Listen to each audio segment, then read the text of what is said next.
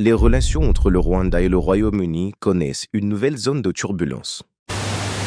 Le Rwanda a décidé d'engager des poursuites judiciaires contre le Royaume-Uni. Et on vous parle ce soir des poursuites judiciaires engagées par le Rwanda contre le Royaume-Uni. Kigali L'abandon par Londres d'un accord migratoire controversé, aujourd'hui au cœur d'un litige international.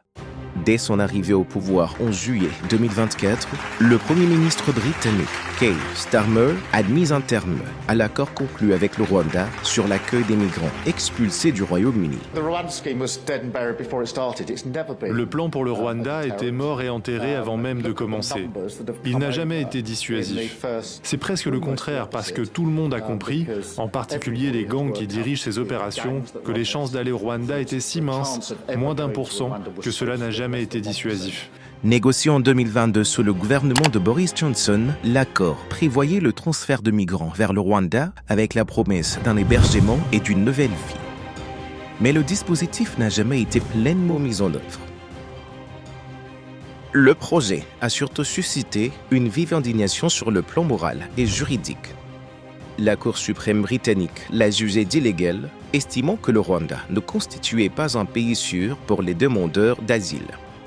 En mars 2025, le Royaume-Uni avait suspendu toute aide financière au Rwanda, l'accusant de soutenir les rebelles du M23 dans l'est de la RDC. Avant l'abandon de l'accord, Londres avait déjà versé 276 millions d'euros au Rwanda. Un paiement supplémentaire de 57 millions d'euros prévu pour solder les engagements n'a jamais été effectué. Kigali estime aujourd'hui que le Royaume-Uni n'a pas respecté les termes du traité.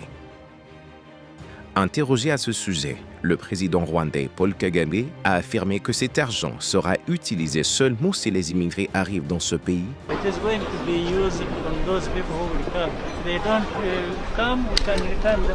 Entre-temps, face au refus britannique de toute négociation, le Rwanda affirme n'avoir eu d'autre choix que de saisir la Cour permanente d'arbitrage basée à La Haye, aux Pays-Bas.